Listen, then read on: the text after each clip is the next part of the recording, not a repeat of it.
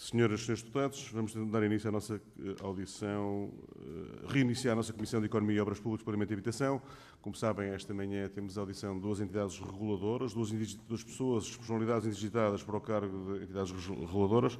Às 10 da manhã tivemos a audição da doutora Ana Vieira da Mata para a ANAC e agora temos a nossa presença já connosco hoje, aqui nesta Comissão. Ao meu lado, a doutora Sandra Maximiano, personalidade indigitada para o cargo de Presidente do Conselho de Administração da ANACOM, Autoridade Nacional de Comunicações. Como sabem, nos termos da lei das entidades reguladoras, é obrigatória a audição na Comissão de Economia, que depois resultará um relatório, neste caso concreto o relator, o Sr. Deputado Paulo Muniz, do PSD, cabe ao PSD, digamos, o relatório. O Sr. Paulo Muniz será o relator. E na próxima semana, como já foi indicado de manhã, no início da reunião, teremos então a nossa reunião da Comissão de Economia. Como sabem, esta quarta-feira não poderá ocorrer, o Partido Chega tem os jornais parlamentares, será na quinta-feira, às 2 da tarde, antes do plenário às 3, a nossa reunião da Comissão de Economia, com a agenda da Comissão e também a votação dos relatórios. De imediato, dou a palavra ao Dr. Maximiano, agradecendo a sua presença nesta Comissão mais uma vez, e terá até 10 minutos, com a tolerância que for necessária. O mais importante é o que nos vai dizer, e, portanto, não interromperei, de certeza. Faz favor. Desculpe. Muito obrigada. Muito boa tarde, excelentíssimo Sr. Presidente da Comissão de Economia, Obras Públicas, Planeamento e Habitação, Dr. Afonso Oliveira, e excelentíssimos deputados, membros desta Comissão. É com enorme gosto que hoje me encontro na Assembleia da República e queria expressar o meu agradecimento por esta audição. A minha intervenção está estruturada em 3 partes. Primeiro, farei uma apresentação do meu percurso académico e profissional. Segundo, apresentarei a motivação para aceitar o convite que me foi endereçado para assumir o cargo de Presidente do Conselho de Administração da Autoridade Nacional de Comunicações e falarei sobre o estilo de liderança que a ANACOM e o setor podem esperar com a minha eventual nomeação. Terceiro, apresentarei os elementos que considero essenciais para uma boa prática regulatória do setor.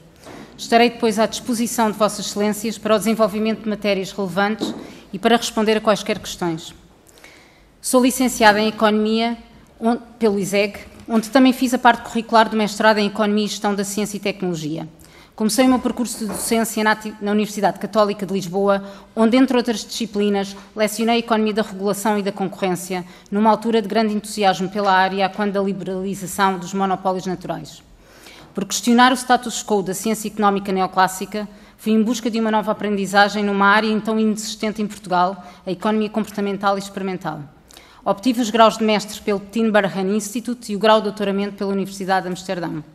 Prossegui a minha carreira académica nos Estados Unidos, primeiro na Universidade de Chicago e depois na Universidade de Purdue. Nesta, criei e lecionei disciplinas a todos os níveis de ensino e coordenei o Laboratório de Economia Experimental. Durante o meu percurso no estrangeiro, nunca me desliguei da realidade social e económica portuguesa. Desde 2006 que escrevo regularmente para a imprensa escrita sobre temas de relevância económica e social. Em 2017, aceitei o desafio de regressar a Portugal e concorrer ao ISEG como professora associada na área de Economia Pública e Bem-Estar.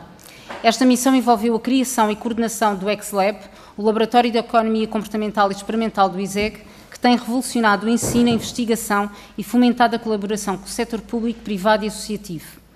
Nestes últimos anos, no ISEG, tenho ensinado nos graus de licenciatura, mestrado e doutoramento, assim como na formação executiva. Criei novas disciplinas na área de Economia e Finanças Comportamentais e Economia Experimental. Tenho coordenado projetos de investigação financiados por organismos nacionais e internacionais, com um conjunto de publicações reconhecidas pela comunidade científica internacional. Paralelamente, desenvolvo trabalho associativo, sendo vice-presidente da Data Science Portuguese Association e membro do Conselho Consultivo e Fiscal da SEDES.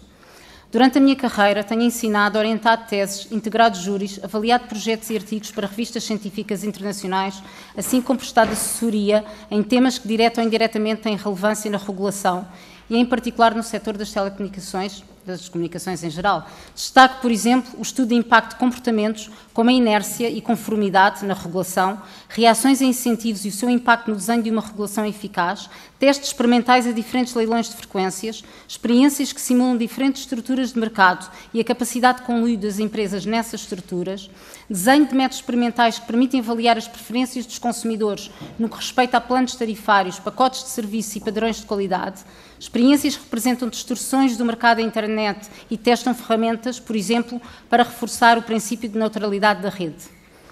Sobre a motivação para aceitar o convite para o cargo de Presidente do Conselho de Administração da ANACOM, queria ressaltar que o fiz por inteiro espírito de missão e dedicação à causa pública. Aliás, a mesma motivação que me fez regressar a Portugal e abraçar a carreira académica nacional. Se aceitei este convite, é porque acredito que a experiência académica e profissional que tenho, a abordagem científica e analítica que sigo, os meus conhecimentos na área comportamental, assim como a minha capacidade de dirigir projetos pluridisciplinares, questionar, aprender, refletir, inovar e, sobretudo, dialogar, irão trazer valor para a ANACOM e para a regulação do setor. Em relação ao que a ANACOM e o setor podem esperar da minha liderança, gostaria, antes de mais, de referir que sou uma pessoa idónea, com valores éticos fortes, que valoriza a transparência, a responsabilização, a fundamentação empírica e o rigor científico na tomada de decisão. Sou uma pessoa totalmente independente, quer do poder político, quer dos agentes económicos, garantindo desta forma a igualdade de tratamento dos diversos agentes do mercado e uma regulação não sujeita a ciclos políticos e a instabilidade. Acredito, no entanto, que ser independente não exclui naturalmente a cooperação institucional com os órgãos de soberania, nem a abertura ao diálogo com os stakeholders e com a sociedade. Neste sentido, abraço a ideia da promoção de workshops de reflexão conjunta e reuniões de acompanhamento da atividade regulatória, assim como um maior envolvimento dos stakeholders na discussão de temas da agenda internacional. Ao nível da gestão interna, quero afirmar a importância de um Conselho de Administração a funcionar em pleno e de forma estável e que privilegie um Conselho de Administração colegial com membros independentes e livres para exercer a 100% a sua capacidade analítica, crítica e criativa. Vejo de bom grado a criação de pelouros que permitam a distribuição de responsabilidades, o reforço do planeamento e controle da atividade, mas que garantam uma discussão aberta e mantenham a colegialidade do órgão. A visão que tenho para o Conselho de Administração, ou seja, de um órgão diverso no percurso dos seus membros, complementar nas suas competências e funções e dialogante entre si e com os diretores, coordenadores e colaboradores, transfere-se para os restantes serviços e quadros da organização. Há que relembrar que estes serviços assentam em 3 pilares mestres de conhecimento: economia, engenharia e a área jurídica, e que todos os pilares são essenciais para a prossecução das 3 principais competências da ANACOM: regulação económica, supervisão da atividade dos mercados e gestão de bens públicos, como o espectro radioelétrico, e, consequentemente, para atingir os 3 grandes objetivos: a promoção da concorrência e do investimento eficiente, a proteção dos consumidores e fortalecimento e responsabilização da regulação em Portugal. Acredito no empenho e envolvimento de todos os colaboradores, coordenadores e diretores para que o trabalho em equipa seja feliz, produtivo e criativo. Da minha parte, assumo a responsabilidade em exercer uma liderança que promova valores de igualdade, sustentabilidade ambiental, responsabilidade social e a saúde física e mental dos colaboradores. Acredito numa cultura de identidade organizacional que fomenta a motivação, cooperação, o diálogo e a liberdade criativa e que incentive o crescimento profissional, a delegação de competências e responsabilidades e a valorização do desempenho. Estarei empenhada na atração, retenção e valorização de talento, reconhecendo a importância da diversidade, nomeadamente de género e de idade. De seguida, apresentarei brevemente alguns elementos que considero essenciais para uma boa prática regulatória do setor. Primeiro, sendo o setor caracterizado por ondas tecnológicas de grande impacto económico e social, com ciclos de inovação cada vez mais curtos, que opera num contexto de incerteza agravado pelas tensões geopolíticas e financeiras globais, é de máxima importância a garantia de um quadro regulatório estável e previsível, assente num conceito de eficiência dinâmica. Ou seja, é essencial promover a concorrência em articulação com a respectiva autoridade no quadro das respectivas competências, por forma a garantir a defesa dos interesses dos consumidores, mas sem descurar a continuidade do investimento em inovação e tecnologia e segurança cibernética. Segundo, é preciso incorporar uma visão comportamental da regulação, de modo a promover eficazmente a concorrência e a proteger efetivamente os direitos dos consumidores. As limitações cognitivas e enviesamentos comportamentais sistemáticos, por exemplo, procrastinação, inércia, comportamentos de grupo, distorcem a concorrência e as ações de proteção dos consumidores. As considerações comportamentais são especialmente relevantes na fiscalização e supervisão de práticas comerciais abusivas, no estudo e tratamento das reclamações, na questão das fidelizações e renegociação das condições contratuais após o período de fidelização, na resolução extrajudicial de conflitos, nas questões de cibersegurança, no processo de transição digital, na construção de canais de comunicação e na eficácia dessa comunicação, na construção de indicadores de comparabilidade tarifários, na promoção de literacia digital e da capacidade de negociação dos consumidores. Terceiro, a regulação tem de ser independente, credível, legítima, previsível, proporcional, transparente, num quadro jurídico apropriado, enquanto a entidade pública está sujeita ao Código de Procedimento Administrativo.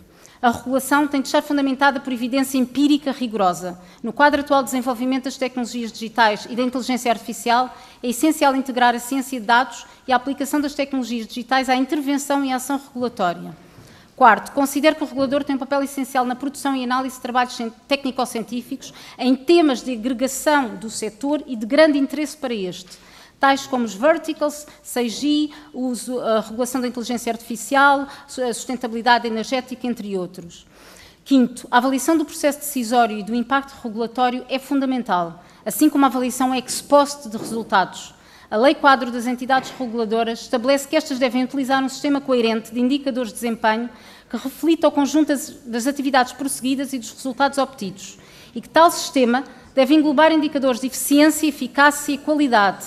Considero ainda também importante a existência de indicadores que avaliem a percepção e satisfação dos cidadãos e dos operadores.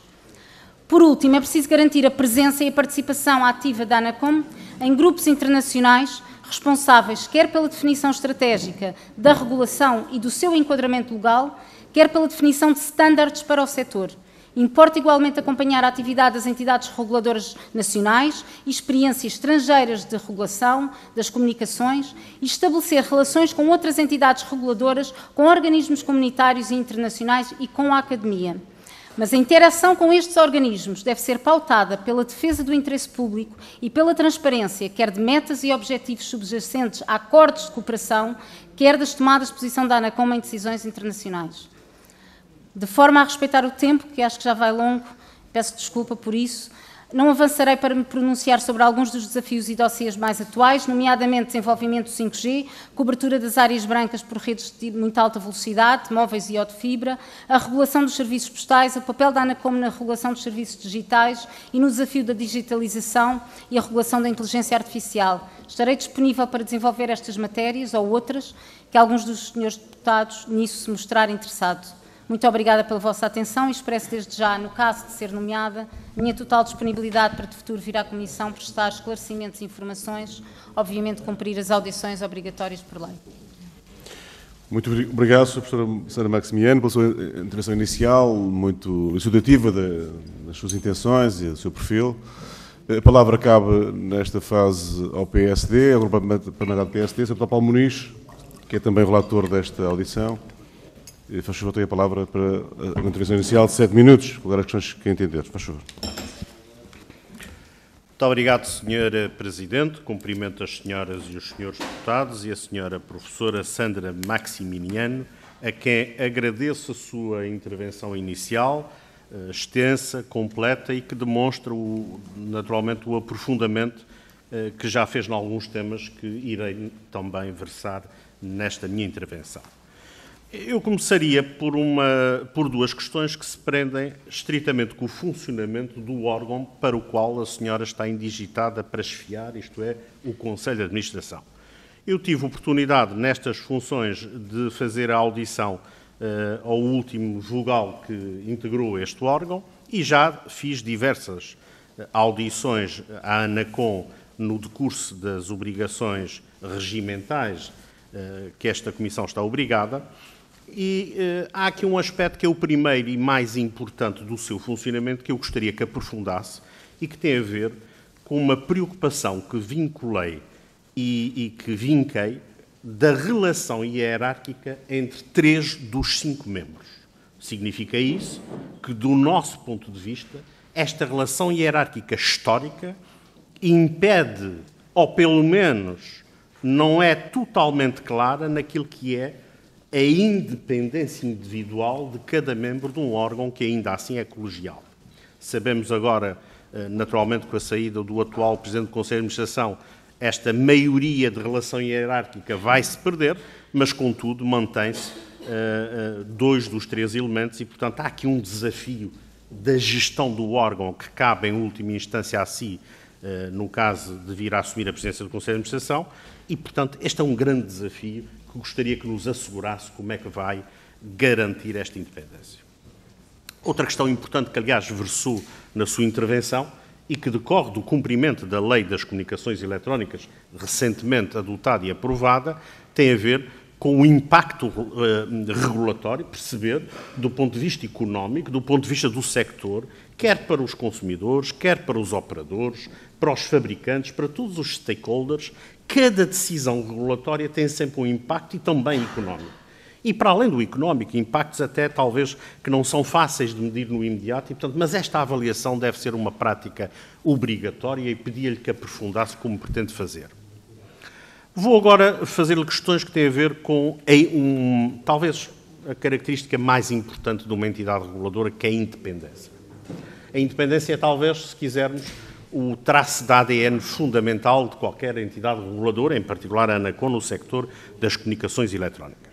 E a pergunta que faço é, acha que atualmente a ANACOM, na lei quadro que enquadra as entidades reguladoras e a próprios estatutos da ANACOM, está salvaguardada esta independência, até porque vimos o senhor ex-ministro das Infraestruturas manifestar um interesse do Governo vir, para além do que fez no Serviço Postal Universal, vir a retirar competências à ANACOM e tomar a seu cargo estas competências. Quer dizer, como é que entende esta passagem de competências de uma entidade independente como a ANACOM para o Governo? Outra questão que lhe gostaria de colocar, e esta muito, muito importante, a doutora vai encontrar uma organização que está completamente desfragmentada, em litigância interna. Eu diria que está montada uma intifada, no mau sentido, dentro da ANACOM. O sector está de costas voltadas, aliás, como sabe, num dos maiores eventos de comunicações eletrónicas do país, do Congresso da APDC, com mais de 2 dezenas de anos, o Presidente da entidade reguladora já não marca presença. Isto é absolutamente lamentável e inadmissível. E, portanto, a grande virtude também do próximo Presidente, ou Presidente, no seu caso, do Conselho de Administração, tem que ser apaziguar a organização, fazer as pazes com o sector, porque não se pode regular um sector em clima de guerrilha, de afronta e de litigância permanente. E esta é, talvez se me perguntasse, a grande questão que eu gostaria que nos desse garantias e nos esclarecesse, é como é que o vai fazer. Vou passar agora a questões que vão mais fundo na persecução deste desidrato e que têm a ver a gestão interna da Casa. Eu recebi, nós, Grupo Parlamentar do PSD, recebemos a Comissão de Trabalhadores e ficamos chocados com aquilo que ouvimos, desde a insatisfação interna dos inquéritos, desde uma gestão de recursos humanos, de organização em termos de avaliação de desempenho, nomeação de cargos de chefia.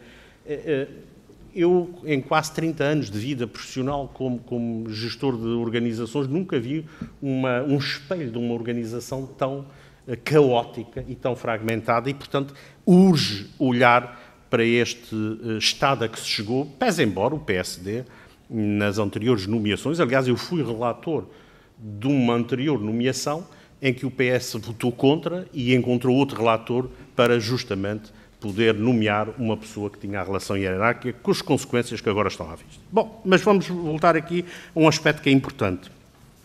Em toda esta desagregação, em toda essa destruição do espírito, da alma desta organização que se chama ANACOM, também chegamos a uma inversão do equilíbrio de género em termos das primeiras linhas, que era 50-50, para 86-14%. Quer dizer, o PS apregoa uma gestão e uma defesa do equilíbrio de género e é ele o primeiro promotor deste desequilíbrio e, portanto, apelava à sua criatividade para nos ajudar a compreender como vai corrigir essa matéria. Vamos agora falar dos grandes temas da regulação, para isso também se pretende o regulador. Gostava de ouvi-la porque será seguramente uma das maiores especialistas nesta área, que é a União Europeia tem uma vontade de taxar os grandes players digitais, muitos deles norte-americanos, como sabemos, para poderem fiscalmente contribuírem para o investimento na Europa, para levar, por exemplo, a fibra óptica e redes de nova geração a zonas que ainda não dispõem destes recursos. Como é que vê, digamos, a tributação do digital destes gigantes digitais? Acha que é uma boa ideia? Acha que isso viola e desequilibra o mercado? Acha que é fazível à luz dos princípios da concorrência? Qual é a sua opinião enquanto especialista sobre essa matéria? Também lhe dizer que houve um trabalho de fundo da ANACOM ao anterior governo socialista de dar as linhas de orientação para o novo Serviço Postal Universal, e o anterior governo fez, enquanto estávamos a aguardar as novas eleições, uma coisa que habitualmente faz. Foi, por ajuste direto, adjudicou por mais 7 anos o Serviço Postal Universal e chamou a si os indicadores e a gestão de toda esta área. Como é que vê esta circunstância e o que é que vai fazer, naturalmente, para reverter? Vou terminar, Sr. Presidente, com uma última pergunta, fazendo um disclaimer. Eu sou radioamador e, portanto, tenho que trazer aqui o tema do serviço... Tenho que trazer aqui o tema do serviço radioamador. É um serviço que tem uma dimensão altruísta e muitas vezes é por esta via que os jovens e as associações juvenis têm contactos com as novas tecnologias. É um método promotor também da ciência e é muitas vezes o radioamador, os radioamadores, que em situações de emergência e de calamidade ajudam as populações. É preciso acarinhar esta função. O Decreto-Lei 53 de 2009, de 2 de março, está completamente desatualizado. A ANACOM entregou ao Governo uma sugestão e uma proposta para a sua alteração. Grupo parlamentar do PSD, questionei o Sr. ex-Ministro das Infraestruturas, colocamos uma proposta escrita e não só não tivemos resposta, como é um assunto que está parado. E a pergunta que lhe faço é se está sensível para a importância na dimensão do aconselhamento técnico que a ANACOM tem junto do Governo, ser uma das suas missões prioritárias redefinir, atualizar e resolver este problema. Muito obrigado, Sr. Dr. Paulo Muniz. Sra. Professora Sandra Maximiano tem então 7 minutos para responder às questões. Faz favor. Muito obrigada pelas questões, que são várias, e eu vou tentar ser sucinta e o mais abrangente possível para responder em todas elas, não passaremos depois numa outra ronda. Como falou da gestão interna da Casa como sendo, vou começar se calhar por essa questão, e nomeadamente do barómetro da Comissão de Trabalhadores e dos resultados grandes de insatisfação, como mostrou ser uma das grandes preocupações, em que mostra que realmente é uma organização que está fragmentada, partida e desmotivada. Eu estou bastante consciente do problema. Não acho que seja um problema fácil de resolver, nem será resolvido de um dia para o outro, mas é um desafio que certamente é das minhas primeiras prioridades. Eu tenho um vasto trabalho teórico e também prático no que respeita à motivação de recursos humanos, nomeadamente com a utilização do que nós chamamos incentivos formais e informais e, sobretudo, com técnicas de responsabilização, delegação de responsabilidade, de muito diálogo e, sobretudo, de transparência para todos os colaboradores de todas as ações que são, muitas das vezes, têm que ser feitas, que não são do agrado de todos, mas que têm um grande impacto quanto mais explicarmos essas ações. Portanto, eu acho que no cerne de toda aqui a questão passa por dialogar.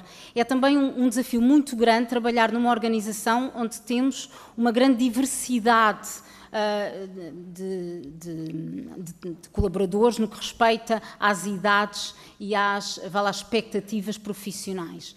E é sempre um desafio gerir estas diferentes expectativas, diferentes formas de ver a avaliação de desempenho, porque são pessoas que, obviamente, que vêm com tradições diferentes, e o que é preciso é realmente saber ouvir e depois explicar quais são os caminhos adequados e tentar trazer para de dentro desses caminhos os próprios colaboradores. Eles fazem parte dele e quanto mais entendidos estiverem nesse processo, acho que mais fácil será também o levar a cabo. Mas é certamente uma grande prioridade desde o dia zero, diria eu. E que estou bastante consciência do problema.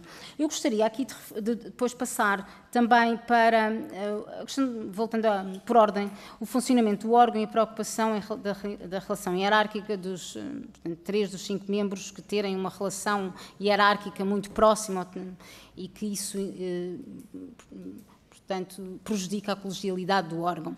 Estou consciente disso, eu acho que é óbvio, não é preciso... Contra factos não há argumentos, basicamente é isso. Agora, Eu privilegio um Conselho de Administração que seja bastante complementar nas suas competências. E, aliás, aproveito aqui o momento para dizer que é do que eu acho um dos meus requisitos maiores para que haja estabilidade e que haja criatividade e que haja liberdade de pensamento e discussão no Conselho de Administração, é que seja complementar nas suas funções. Como eu disse no meu discurso inicial, existem 3 áreas-chave na ANACOM: a área económica, a área jurídica e a área tecnológica das engenharias. Eu acho que estas 3 áreas devem também estar representadas no Conselho de Administração. Eu tinha, aliás, deixo aqui também em claro, sou uma pessoa transparente, foi o único requisito que eu fiz na aceitação, para a aceitação deste convite, foi que exatamente houvesse alguém com capacidade jurídica no Conselho de Administração, porque como o Conselho está atualmente, e sou sincera, não acho que terá um funcionamento adequado que deve ter, sobretudo numa entidade reguladora. Acho que a parte jurídica é essencial. Sei perfeitamente que é difícil entrar num Conselho de Administração que tem uma tradição de grande proximidade entre 3 órgãos e que 2 permanecerão, mas também acredito, e aí vem a minha parte comportamental, que, por um lado, as pessoas estão com esta missão pela causa pública, mas, para além disso, a minha parte comportamental diz-me que as pessoas comportam-se de determinada forma em determinadas relações. Todos nós sabemos disso, não é? Nós somos o que somos numa relação, numa outra relação diferente, somos uma pessoa diferente.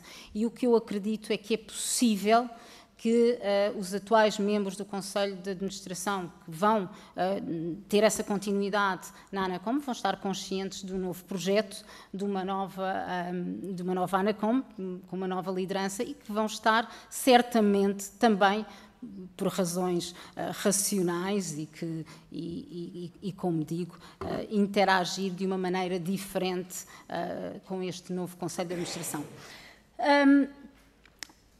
Concordo totalmente com a importância da avaliação do impacto regulatório. Como eu disse, e quem me conhece, quem me lê já há alguns anos, é algo que eu menciono muitas vezes, aliás, no aspecto, na administração pública em geral, a avaliação de políticas públicas ou a avaliação da atividade dos reguladores tem que ser, a atividade tem que ser regulada e tem que ser tem que ser avaliada ex ante e ex post. Portanto, nós fazemos essa avaliação de impacto e depois vamos fazer essa avaliação também dos resultados ex post. E eu acho que o setor precisa disso, os utilizadores, consumidores precisam dessa avaliação. E como é que penso dar corpo a isso? Certamente não será apenas com 2 indicadores de avaliação genéricos, acho que fazem falta indicadores específicos, cá está, das diferentes áreas, das diferentes áreas de atuação da ANACOM. Quanto mais específicos forem esses indicadores de avaliação, melhor informação nós daremos para o setor do funcionamento regulador. Falando um bocadinho da passagem das competências, e aqui em termos gerais, nesta passagem de competências para o Governo, eu vejo aqui 3 motivos, eu acho que é um ponto importante, gostaria de referir também a minha perspectiva nisso, em termos gerais. Há 3 motivos pelos quais podem-se passar competências de um regulador para o Governo. Um deles, eu não discordo nem concordo, já vou explicar. Um outro discordo e um outro talvez concorde. Então, é assim. Basicamente, um dos primeiros motivos que pode fazer com que passe algumas competências tem a ver com uma criação de desconfiança. Se as decisões do regulador forem tomadas de uma forma não fundamentada e de uma forma discricionária, isso certamente vai criar desconfiança no Governo e daí, consequentemente, essa retirada de competências acaba por ser uma avaliação negativa à identidade regulatória. Portanto, e aqui, como eu posso dizer, e visto de fora, eu não posso nem concordar nem discordar. É uma consequência de uma atividade que é menos positiva por parte do regulador. O que é que eu posso fazer nesse sentido? Restabelecer confiança. Portanto, basicamente, a intenção aqui é restabelecer confiança para que não sejam retiradas competências que, na sua gênese, deviam ficar no regulador, porque não há nenhuma, falando aqui na questão dos indicadores de qualidade, no exemplo dos indicadores de qualidade dos CTT, não há nenhuma razão nem de eficiência nem de equidade porque essa competência tenha que ser retirada do regulador, a não ser uma falta de confiança. Isto é a minha sincera opinião.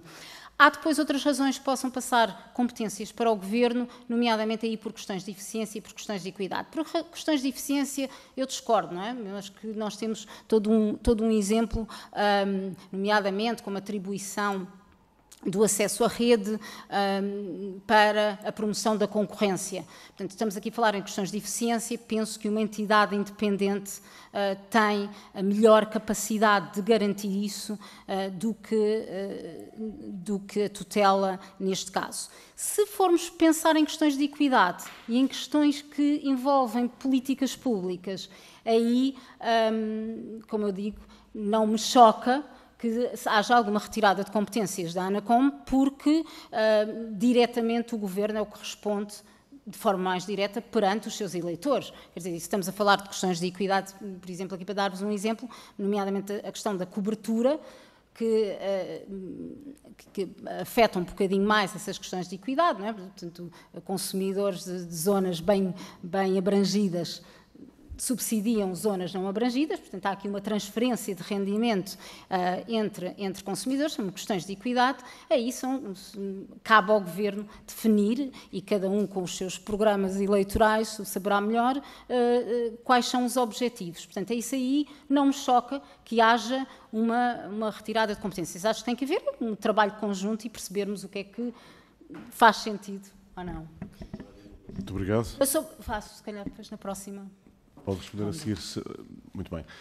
Cabe agora ao Partido Socialista colocar as questões. O deputado Hugo Costa tem a palavra para 7 minutos, faz favor. Muito obrigado, Sr. Presidente. Cumprimentar os senhores e seus deputados. Cumprimentar a professora doutora Sandra Maximiano. Também saudações do ISEG, se me permite. Também a minha escola académica. E, em primeiro lugar, a importância dos seus conhecimentos de regulação, da economia da regulação e também da economia comportamental para as funções.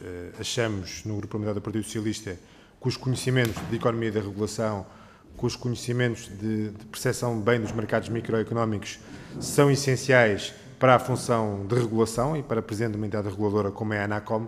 Por isso, da nossa parte, a concordância com o seu currículo e com a sua experiência profissional para a função. É uma especialista reconhecida, quer na área da economia de regulação, quer na área da economia comportamental, que também é muito importante para a gestão de pessoas, para a gestão de conflitos, para uma gestão de uma própria equipa, naturalmente como a própria ANACOM é, que é uma equipa grande e que é importante também garantir essa perspectiva e esse diálogo e também questionar se os seus conhecimentos de economia comportamental não podem ser importantes para aquela que será necessariamente uma perspectiva de diálogo, quer com os funcionários, quer com os restantes membros do Conselho de Administração, quer com os consumidores, quer também com os agentes do setor. Ou seja, nós no Grupo Parlamentar do Partido Socialista não defendemos que a comunidade reguladora, obviamente, tem como primeira instância a defesa do interesse público, a defesa dos consumidores, a defesa da concorrência, a defesa do mercado, mas naturalmente em diálogo com todos os agentes do setor, para nós é crucial. Depois, dizer que como é que olha para a regulação nos dias de hoje, nomeadamente a própria ANACOM e o funcionamento da própria ANACOM. Sabemos que a regulação começou na década de 1980 no estrangeiro, em Portugal começou no século XX, mas como é que olha, no século XXI, mas como é que olha para esta regulação na ANACOM, como é que olha para hoje, para a lei quadro das entidades reguladoras e se entende que a ANACOM tem as competências necessárias para defender o interesse público e as suas funções. Depois, questionar um dos setores mais importantes na regulação é a independência, é evitar a predação, é evitar toda essa teoria que existe sobre esse assunto. Como é que olha para como é que deve ser a independência? A independência, em particular, dos agentes económicos, naturalmente também a independência dos poderes públicos, mas também, em particular, da perspectiva económica. Até porque, se os poderes públicos têm como principal chave também a defesa do interesse público, assim como a ANACOM. Naturalmente, os interesses privados têm um interesse de maximização do lucro. Por isso, também olhar como é que olha para essa relação. Depois, como é que olha para a importância da sustentabilidade no setor. Hoje, cada vez mais, os temas da sustentabilidade, os ESGs, são fatores fundamentais para todo o setor, e para todos os setores, e para este também em particular, e também como é que olha para isso. Depois, algumas perguntas sobre alguns temas mais particulares. A Lei das Comunicações Eletrónicas, que foi aprovada com uma larga maioria neste Parlamento, já nesta legislatura. Como é que olha para a Lei das Comunicações Eletrónicas? Foi uma lei que resultou de um amplo debate, começou na legislatura anterior, terminou nesta legislatura. Eu próprio tive a honra, digamos assim, de coordenar esse grupo de trabalho. Olhar como é que olha para essa Lei das Comunicações Eletrónicas, que, naturalmente, com os seus defeitos e virtudes, veio também colocar um conjunto de matérias importantes, nomeadamente na defesa do consumidor. E faço-lhe uma pergunta sobre um tema muito sensível para o setor: como é que olha para a questão das fidelizações, que é claramente o tema mais sensível no setor. Nós, na Lei das Comunicações Eletrónicas, diminuímos um conjunto de questões sobre as fidelizações. Não acabamos com as fidelizações, mas permitimos mais facilmente os consumidores se poderem rescindir das fidelizações, pagando menos por isso e tornando mais fácil, e também colocando um conjunto de questões, nomeadamente desde desemprego, a mudança de residência, a pessoas que foram para lares, a questões económicas, etc., que permitem também acabar com o período de fidelização. Como é que olha para essa matéria? Percebendo que temos sempre de ter aqui um diálogo complicado entre aquilo que é o investimento que também que as empresas fazem para o setor, para ter um determinado cliente, em equipamentos nomeadamente, e também aquela que é a defesa do interesse público e da concorrência. Obviamente, períodos de fidelização muito longos acabam por ser grandes inimigos à concorrência. Outra questão que eu queria colocar tem a ver com o Serviço Postal Universal. O Serviço Postal Universal também está sob a tutela da ANACOM. É um fator importantíssimo de coesão territorial, de garantia às pessoas de terem acesso a um serviço que é crucial. Portugal é dos poucos países em que tem um serviço postal universal tudo colocado numa empresa que é privada. Isso, do ponto de vista da economia e da regulação, pode não ser muito relevante, mas existe esse facto. E como é que olha para as garantias de serviço público que devem ser garantidas no Serviço Postal Universal, porque, naturalmente, o Serviço Postal Universal, para nós, Parlamento, penso que aqui para todos os grupos parlamentares, é crucial que seja salvaguardado, que tenha bons tempos de resposta, porque os cidadãos precisam desse serviço e é uma garantia também de continuidade territorial, todos têm o mesmo acesso. Depois, questionava-lhe uma última pergunta: quais são os desafios que olha para o setor a nível de futuro?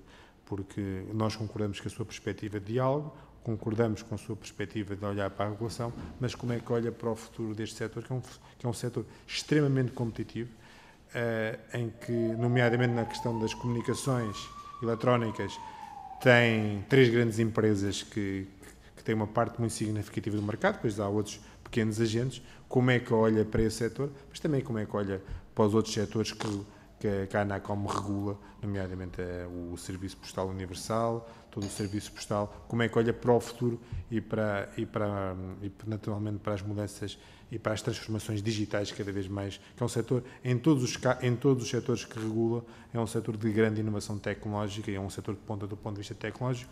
Por isso, deixar-vos essas perguntas e dar a nota que, da parte do Grupo Parlamentar do Partido Socialista, quer a sua intervenção, quer o seu currículo, quer a sua experiência profissional, quer as garantias de independência que aqui foram colocadas, dão-nos todas as garantias para o exercício da função para a qual está indigitada. Muito obrigado. Muito obrigado, Sr. Deputado Hugo Costa. Sra. Professora Sandra Maximiano, para responder às questões colocadas, faz favor. Muito obrigada pelas questões. Vou tentar também responder ao máximo de questões possíveis. Portanto, basicamente aqui falou de uma questão muito interessante, da independência dos agentes económicos, em que existe achei interessante ver isso, a independência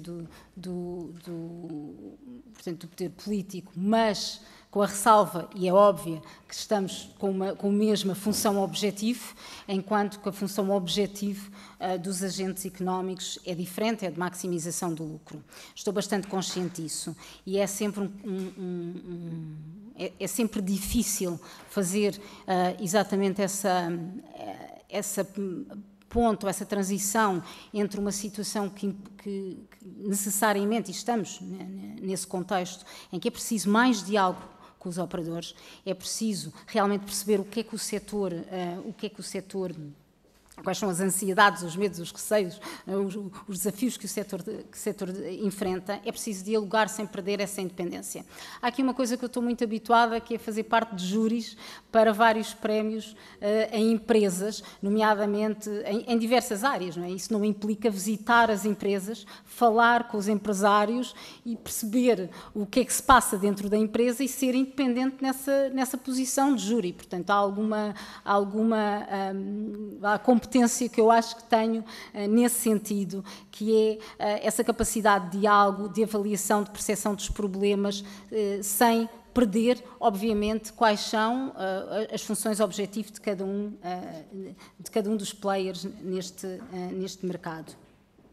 Mas é muito importante garantir esse diálogo porque estamos a falar exatamente de um mercado onde existe a procura e a oferta, e nós não podemos defender os interesses dos consumidores esquecendo que existe o lado da oferta, quer dizer, no limite não temos oferta, estamos a prejudicar os consumidores, e há que fazer aqui realmente esse equilíbrio, e por isso é que eu falei e refiro-me uma vez mais o conceito de eficiência dinâmica. Portanto, proteger os consumidores garantindo que mantemos o investimento em tecnologia e em cibersegurança, que é muito, e em segurança em geral, porque aqui quando estamos a falar até numa questão de concorrência e mais investimento, ter mais infraestruturas, nomeadamente aqui quando queremos fomentar esse investimento em mais infraestrutura, podemos falar em segurança em geral, não é? Se houver um incêndio, nós queremos saber que temos aqui um backup de várias redes que podem permitir, se uma falhar, temos outra que pode funcionar. Portanto, quando falamos em segurança em termos gerais, isso é muito importante.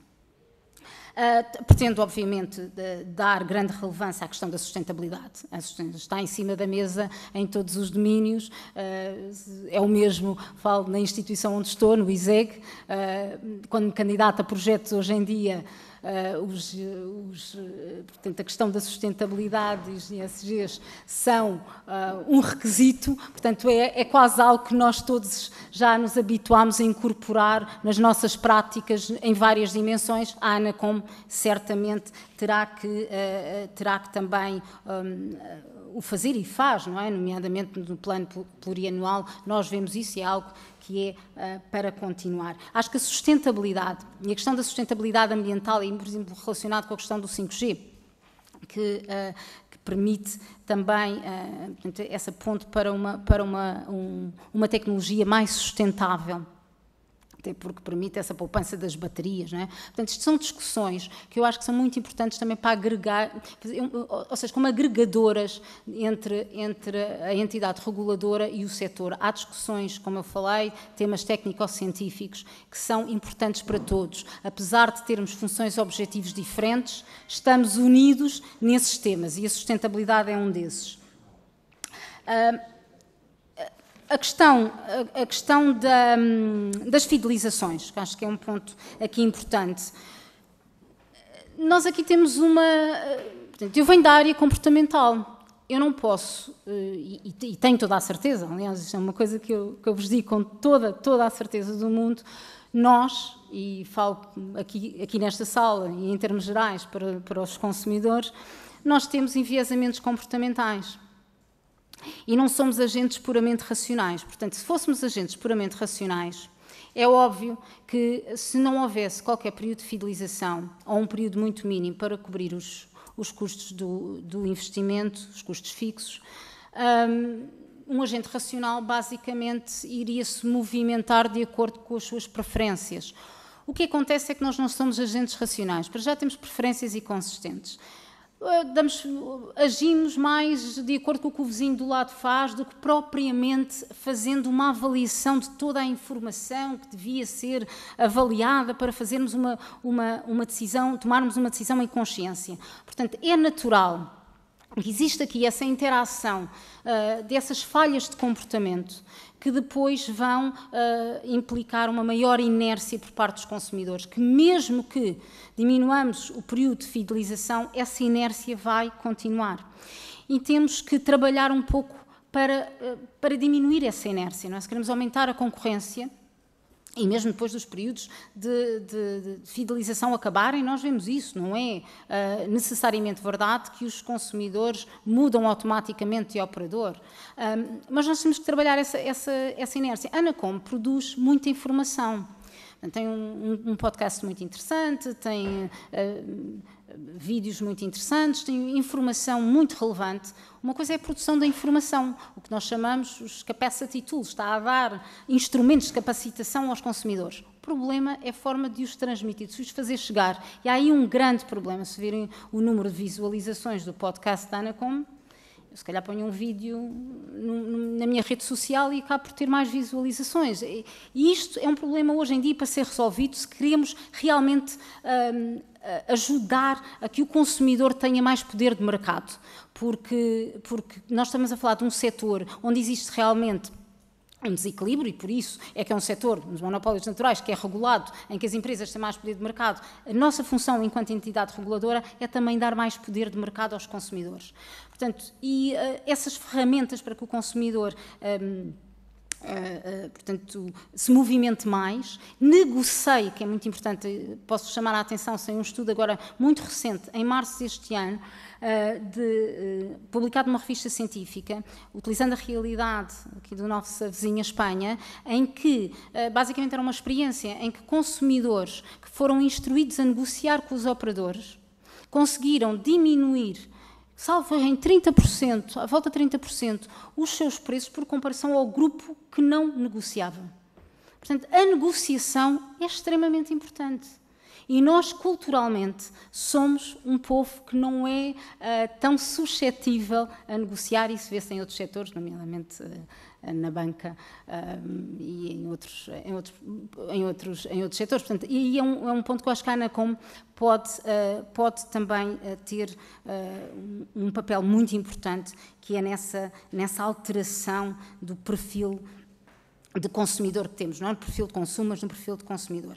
Acho também muito importante perceber outra coisa, que é as preferências dos consumidores. Eu estou-me aqui a alargar um pouco as preferências, nomeadamente em termos dos pacotes, em termos dos tarifários, em termos do que lhe é oferecido, que é algo que também desconhecemos hoje, para depois também tomar decisões mais informadas. Eu, se calhar, depois passaria, então, uma outra ronda a responder às restantes questões. Muito bem, Sr. Professor Sandra Maximiano, obrigado, agradeço. A palavra acaba ao Partido Chega. Sr. Deputado Filipe Melo, tem a palavra. Muito obrigado, Sr. Presidente. Cumprimento os deputados. Cumprimento especial à Sra. Sandra Maximiano. Doutora, muito brevemente, até porque já o fiz na audição anterior, parabenizá-la, naturalmente, pelo cargo para o qual vai ser indigitada. Saudá-la pelo seu currículo brilhante, tive a oportunidade de o analisar com cuidado e, efetivamente, foi um dos melhores currículos que eu tive a oportunidade de analisar enquanto membro desta comissão para estas audições. Os meus parabéns por isso também. E como o Grupo Parlamentar do Chega já o disse anteriormente, nesta fase em que o Governo não devia estar a indigitar, independentemente da personalidade, e volto a referir com a devida vénia sincera ao seu currículo, o Grupo Parlamentar do Chega entende que não é este o momento para fazer audições. Peço desculpa à doutora, veio cá, não é falta de consideração, muito pelo contrário, e desejo-lhe a maior sorte para este desafio, porque sei que vai tomar posse, naturalmente, e certamente encontrar-nos-emos nesta comissão em audições futuras, Resta-me desejar-lhe boa sorte e passar a palavra ao Sr. Presidente. Muito obrigado. Muito obrigado, Sr. Deputado Filipe Melo. Sra. Professora, tem a palavra, por favor. Muito obrigada. Antes de mais, muito obrigada pelo elogio. E eu compreendo, quer dizer, estamos aqui na Casa da Democracia, cada um tem direito a ter a sua visão e não pretende, de qualquer forma, alterar a sua preferência. Mas deixe-me só dizer aqui um aspecto que eu acho que é muito importante, pelo menos na minha visão aqui de estar aqui hoje nesta nomeação, dado o contexto. Eu tenho a certeza, quer dizer, e acredito profundamente que o cargo para o qual estou nomeada, não é, para a entidade, Presidente do Conselho de Administração da entidade reguladora, é um cargo que tem que ser realmente dado a uma pessoa independente. Se eu não estivesse aqui hoje, ou achasse que não era o momento de estar aqui hoje, eu não teria aceito, desde o início, este convite. Portanto, se estou aqui hoje é porque, basicamente, me considero uma pessoa independente e seria, se assim o fizesse, portanto, se achasse que este não era o momento de estar aqui, então isso não teria aceito logo o convite desde o início. Por outro lado, eu também acho que não marcarem esta audição seria ainda mais, aqui num aspecto mais macroeconómico, também um sinal errado que se estaria a dar de que não existe essa independência entre as pessoas indigitadas para estes cargos e portanto, não acho que seja esse o caso. Portanto, é só mesmo por esse aspecto que estou. Se calhar, se fosse um cargo para um instituto público, certamente seria diferente a minha posição. Obrigada. Muito obrigado, Sra. Professora. A palavra ao Bloco de Esquerda para uma intervenção inicial, colocar as questões. 5 minutos, Sra. Deputada Isabel Cruz. Isabel Pires, peço desculpa. Obrigada, Sr. Presidente. Cumprimentar a professora Sandra Maximiano. Houve várias questões e depois também de analisar o próprio parecer da CRESAP, o seu currículo, algumas questões que, entretanto, já foram sendo respondidas pelas suas várias intervenções. Eu se calhar, separava aqui tentar aprofundar algumas das reflexões que aqui trouxe, que eu acho que são importantes, porque nós temos um setor, em particular das telecomunicações, que nesta Comissão já há largos anos, enfim, tem havido e todos nós percebemos não só algum atrito de vez em quando entre o regulador e os operadores, mas depois, por outro lado, também temos vindo a assistir, por parte, nomeadamente, das entidades de defesa do consumidor, uma reiterada, ou seja, reiteradamente virem à Assembleia da República dar a indicação de que, do ponto de vista da defesa do consumidor, continuam a existir esses problemas. E, portanto, o regulador, na verdade, está aqui um bocadinho no meio deste triângulo e, portanto, há aqui algumas questões que para nós são relevantes. Na sua última intervenção, referiu a necessidade de dotar os consumidores de capacidade de negociação, de alguma forma alteração do perfil do próprio consumidor. Eu gostava que aprofundasse um bocadinho isso, porque, do nosso ponto de vista, também é importante mexer no lado dos operadores e de quem providencia o serviço, efetivamente. E nós sabemos que, além de, se calhar, até termos pouca cultura de negociação, deu aqui 2 exemplos que me parecem óbvios, não é? Telecomunicações e a banca, mas, por outro lado, quando essa negociação é tentada, as dificuldades também são muito grandes por parte dos operadores e, portanto, nós tivemos essa discussão do ponto de vista mais alargado quando discutimos aqui a alteração à lei das comunicações eletrónicas. Foi ou seja, a questão de como é que se trata as refidelizações, como é que se pode tratar a questão das renegociações que o consumidor faz com os seus operadores. Um aspecto, por exemplo, que algumas entidades aqui nos deram foi o facto de os operadores, mesmo já com a entrada de novos operadores após o leilão do 5G, é que, por exemplo, o tipo de ofertas e os preços são absolutamente semelhantes na maior parte dos operadores. E isso cria uma dificuldade ao próprio consumidor que se calhar até quer e que se calhar até sabe aquilo que quer, que tipo de produto é que quer e, portanto, quer fazer essa negociação, mas do outro lado não há essa oferta. E, portanto, esta dicotomia permanente e esta forma do próprio setor, da parte dos operadores se organizar, creio eu, tem levantado muitos obstáculos aos consumidores, até para aqueles que defendem a livre concorrência de um ponto de vista mais liberal, até desse ponto de vista, se quisermos, não está a ajudar de todo essa concorrência, não é o nosso caso, mas perguntar-lhe como é que olha para estes desafios e de que forma é que, de facto, o operador pode aqui ter alguma influência. Mas, por outro lado, pelo menos do nosso ponto de vista, há uma influência que o Estado, o Governo, deve também colocar. E referiu aqui a questão de políticas públicas e que em alguns setores, nomeadamente o caso do CTT, do Serviço Postal é mais particular do que propriamente as telecomunicações, mas onde, do nosso ponto de vista, o grande problema com o CTT foi a privatização, não temos dúvidas absolutamente nenhumas sobre isso, e os indicadores, desde essa altura, que têm vindo a diminuir. E, portanto, não nos choca que, de facto, o Estado possa ter mais intervenção aí, pelo contrário, deveria ter mais do nosso ponto de vista, porque estamos a falar de um serviço onde há um operador que o presta, neste momento, no nosso país. Ele tinha indicadores positivos quando era público, deixou de ter de uma forma abismal quando foi privatizado e até porque foi uma empresa que optou mais pela parte bancária do que propriamente pelo serviço postal e houve ali muita confusão. E, portanto, a última pergunta que lhe queria colocar tem exatamente a ver com esta capacidade de iniciativa do próprio Estado, do Governo, no que toca a políticas públicas que beneficiem o setor, ou seja os operadores, seja os consumidores, porque, de facto, há aqui do nosso ponto de vista, em particular neste setor, uma reticência muito grande por parte dos operadores de qualquer tipo de regulação extra, além daquilo que já existe neste momento. Isso criou dificuldades e muita discussão aqui quando foi do leilão do 5G, por exemplo, e um atrito cada vez maior com a própria entidade reguladora nesse aspecto. As multas que chegam a estes operadores continuam todos os anos a existir sempre pelas mesmas razões, praticamente, o que demonstra que os operadores também continuam a cometer os mesmos erros, vamos chamar assim,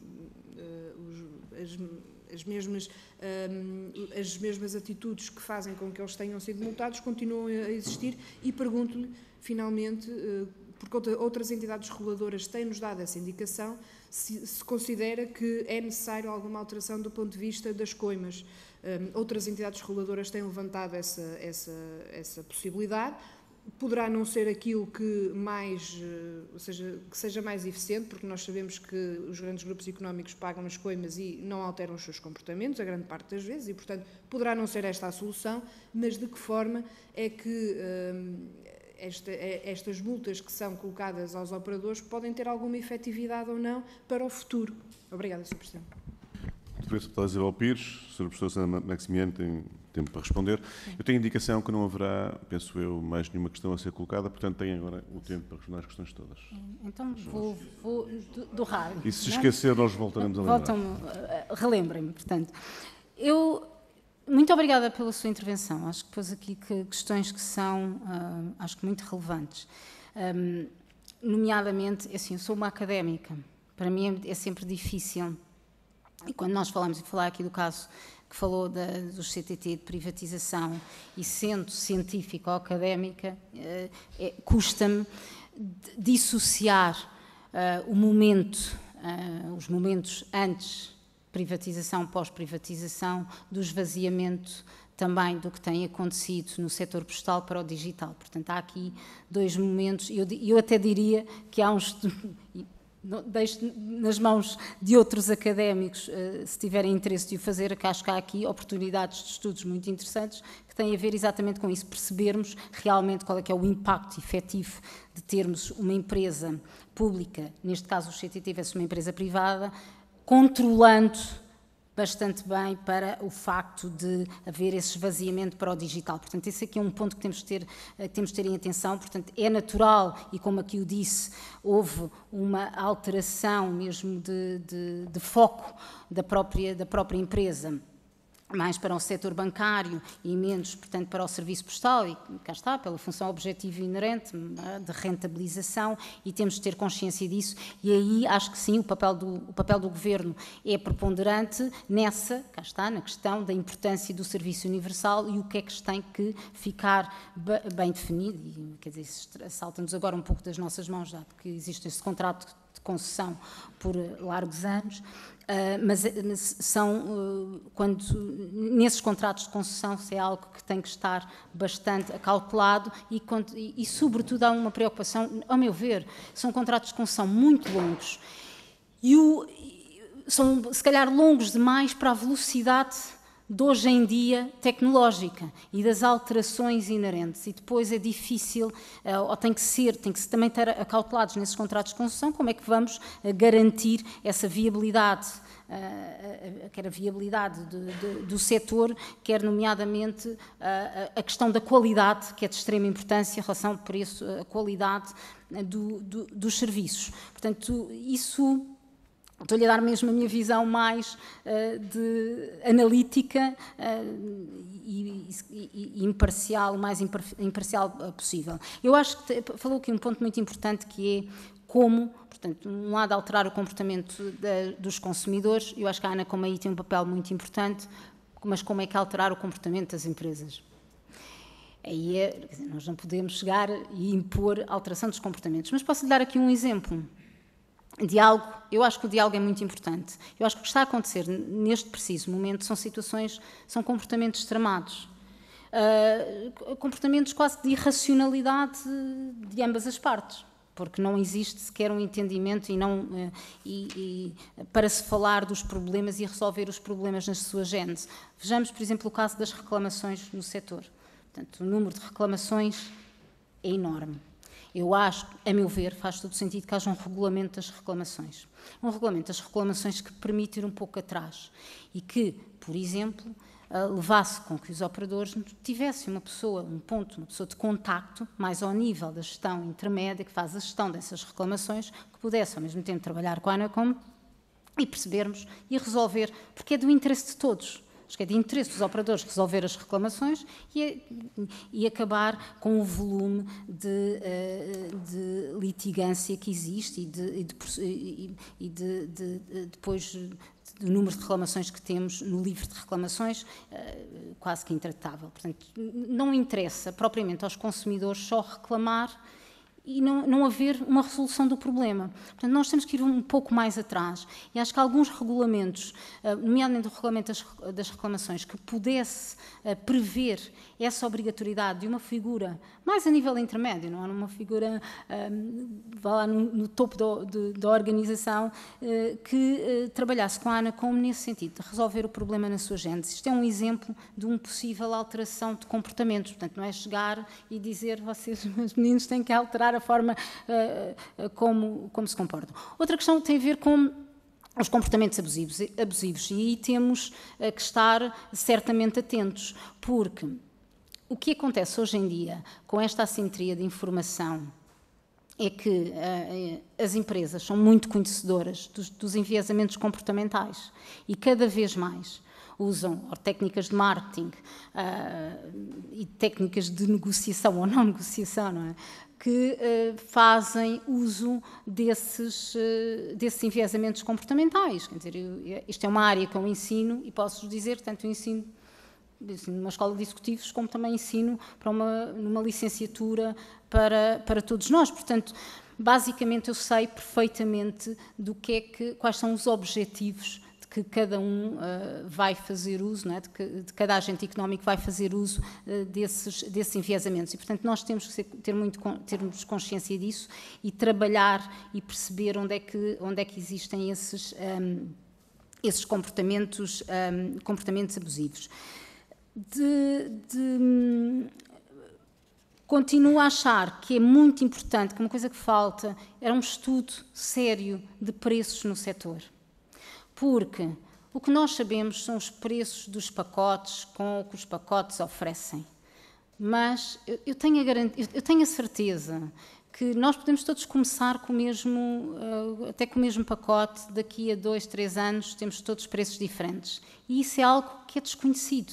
Eu não sei efetivamente quais é que são os preços. E a mim custa-me, mesmo estando de fora, acreditar em que, ou seja, qualquer informação que saia sobre os preços do setor, eu desconfio. Eu desconfio porque, para já, é muito a nível macroeconómico, é muito agregada, não há ali um conhecimento profundo e cada um, obviamente, vai puxar a brasa à sua sardinha, não é? Portanto, e se estamos numa situação de crispação muito grande e de litigância muito grande, ainda mais se gera essa desinformação. Portanto, basicamente, o que temos hoje em dia é uma criação de desinformação, quer dos dois lados, porque, obviamente, se de um lado há a intenção de mostrar que temos os preços mais altos da Europa, de um outro lado vai haver a intenção contrária, e eu acho que isto não é bom para os consumidores que não sabem efetivamente o que é que estão a pagar. Portanto, isso aí é certamente algo que já há muitos anos foi falado. Portanto, estou a falar há largos anos, quase há 10 anos que já é falado desse estudo de preços, que nunca foi realizado. Portanto, penso que é algo muito importante. Falar da questão do rádio amador, do serviço rádio amador. Eu acho que é muito engraçado. Eu fiz rádio amador, portanto, e é muito interessante. Numa escola, criei um rádio amador na minha escola, portanto, sou muito sensível a isso. Acho que o mais engraçado foi uma área que perdeu, portanto, a questão do rádio amador depois perdeu entrou um pouco em desuso e voltou agora a crescer e com algum interesse, até depois relacionado ao digital e muito com as redes sociais. Eu acho que é muito importante, é um assunto que eu estou sensível, que está atrasado, que eu acho que é para resolver, mas como tantos outros que estão, nomeadamente, que precisam dessa resolução. Aqui o exemplo da questão da atribuição de espectro nos 26 GHz, né, que a consulta pública já foi há imenso tempo e ainda estamos basicamente nesse impasse. Portanto, como este assunto, há muitos assuntos sobre a mesa para resolver, mas certamente estou bastante sensível a este ponto. Houve aqui uma questão que eu não respondi ainda, que era taxar os grandes players. E qual é a minha posição em relação a isso? Que eu acho que nós temos... A ANACOM tem que ter uma posição clara. E nós temos que a Comissão Europeia tem uma posição, o BEREC tem, pelo visto, uma posição um bocadinho mais contrária, mas temos aqui que ter uma posição. Eu vou dar-vos a minha visão. Eu acho que os big players, nomeadamente as grandes tecnológicas, hoje em dia estão a atuar de uma forma que não é concorrencial. Portanto, basicamente, não têm os custos de infraestrutura que as telecoms têm. Portanto, logo aí não há esse investimento. Estão a fazer muito uso desse investimento sem contribuir para ele, mas depois há aqui uma outra questão, também não estão sujeitas à regulação que as telecoms têm. Logo aí estamos a criar uma desigualdade e uma situação que é anticoncorrencial. Portanto, há aqui que tem que haver esse equilíbrio. A regulação digital vem certamente ajudar nesse sentido. Portanto, a regulação digital já não só a contribuição através de um pagamento para o uso da infraestrutura, mas também a questão da regulação vai pôr estes players lá em mais pé de igualdade. Portanto, eu penso que é importante por uma questão concorrencial. Portanto, eu não acho que é ao contrário, acho que é neste sentido de aumentar a concorrência. A questão das coimas é interessantíssima. Vasta também investigação científica nessa área, nomeadamente, por exemplo, imaginem, tão simples quanto isso, eu gosto muito de falar deste exemplo, uma creche que quer fazer com que os pais venham buscar os filhos a horas e impõe uma penalização para quem vai buscar os filhos mais tarde. Há estudos que mostram que o que é que acontece? Ainda passam a buscar mais tarde. Porquê? Porque veem aquela coima, aquela multa como um preço. Portanto, nós temos que perceber, a partir do momento em que uma coima se torna um preço. E quando é um preço, é um custo normal. Portanto, há aqui... E tem que haver exatamente essa análise também de perceber esse impacto e perceber até que ponto é que essa coima acaba por não ter o objetivo proposto, que é a alteração do comportamento. Às vezes o perverso, o diferente, aqui o exemplo da creche, como vos falei. Portanto, acho que é um ponto importante. Não sei se tenho mais... Se falta-me responder. À questão do género, deixem-me só dizer a questão do género, porque bem, se olharem também para o meu currículo, como acho que obviamente o fizeram, mas eu comecei a trabalhar num centro de estudos para a intervenção social em questões de género. Fiz parte da equipa que criou o primeiro inquérito aos usos do tempo. Portanto, é algo que vem já quase no meu ADN profissional. E foi sempre uma questão à qual fiz investigação científica. Eu estive em tribos na Índia para fazer uma análise, perceber se as mesmas preferências que existem no mundo ocidental, as mulheres são menos propensas ao risco do que os homens, são menos propensas a negociar do que os homens, se esse tipo de preferências se mantinham ou não em sociedades matriarcais. E inverte-se. Portanto, eu estudo estas questões de género há muito tempo. E há uma coisa que é fundamental, que é o que eu acho que tem acontecido, obviamente, claro, contra factos, não há argumentos, numa avaliação de desempenho. Temos de ter muito cuidado nos critérios que utilizamos, nos tais critérios de mérito, não é? Portanto, esses próprios critérios podem necessariamente enviesar. Portanto, e há vários estudos que mostram isso. Uma coisa não é dizermos, é por mérito, claro que justifica esta grande diferença.